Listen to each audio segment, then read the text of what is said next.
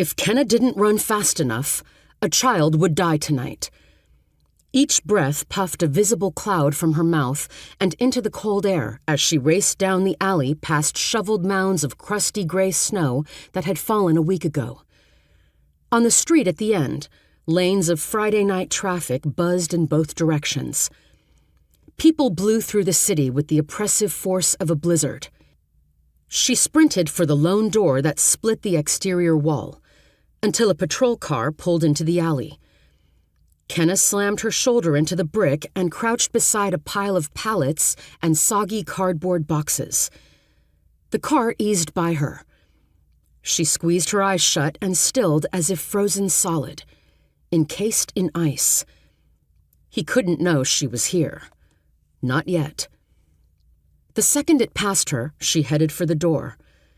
1:30 to pick the padlock, and she was in. The building was an abandoned theater where the rubber soles of her boots pounded the floor with a dense reverberation. Kenna continued her race through the lobby. The air of her movement curled up old show posters as she flew past torn velvet chairs to a door-marked stairs. She twisted the handle, breathing hard, and flew inside the stairwell. Her clothing made no sound as she sprinted down the concrete steps. All the way down. Down. She stopped on the basement landing. The schematics she'd found online showed a boiler room and laundry room just beyond the door. Storage rooms. Basically a labyrinth of hallways and chambers. Plenty of space for a killer to do his work without being disturbed. She knew that all too well. Everything within her investigation of the killer, and the kidnapping and murder of 2 little girls, pointed her to this place. Tonight, the killer had a 3rd victim in his grasp, and Kenna wasn't going to let this life be extinguished the way the others had. She couldn't. This was what she'd been born to do.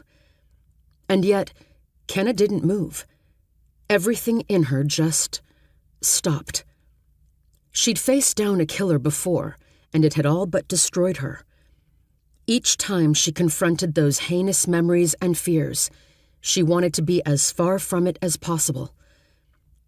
She stood in that basement stairwell, and the ice crept over her again. It always came over her the same way. First, the memories.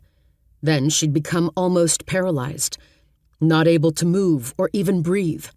After, the most frigid chill would swallow her whole until the hope of ever getting warm again seemed futile. One day, tomorrow or years from now, she would be found frozen to death somewhere. Whether that foreknowledge portended a peaceful end or a horrific one, she didn't yet know. Either way, the outcome would be the same. Time was going to run out, and Kenna would have to give an account for her life. What would they say about her? She'd faced her fears and done her best, or she'd let a sick man take everything away. Again.